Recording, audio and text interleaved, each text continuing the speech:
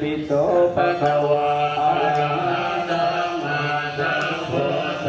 วิชาจารณะสัพพะโนสุขโตโลภวิโตอารุตตโรปุริสธรรมจารติปาตาเทวมนุสสานังพุทโธภะคะวาติภวะภะโตภะคะวะโตธัมโมสัมภิทิโกอาคาลิโกเอ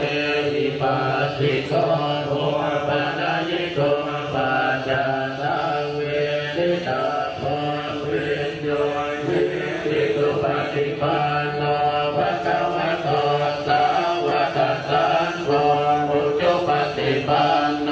ภะคะวะโตสาวกสังโฆกายปฏิปันโน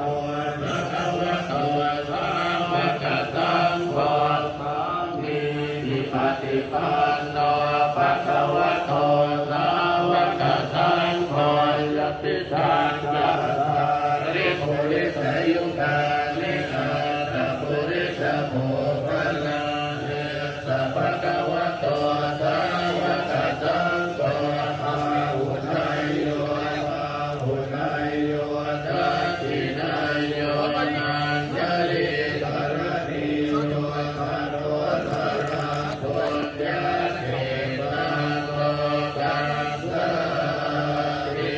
นะโมตัสสะโตสัมมาสัมพุทธัสสะมะเรติโนนะโมพุทธมะธัมมาสัทธวะระหะเทวะเตติปัสสะโมมหากัสสะปิวิโสทะเทนะติติโนนะโมโพมัตตยารัสสะภะคะตะโนทยัสสะตะตุกังนะโมโพมัคคาติตาสะตะสวะโสทยัสสะปินะโมทาราปะปะเวนะวิกาจันตุปัสสวะนะโมทารานุภาเวนะสุวัตติโห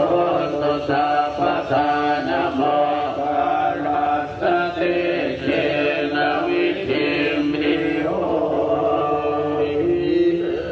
เตจาวะ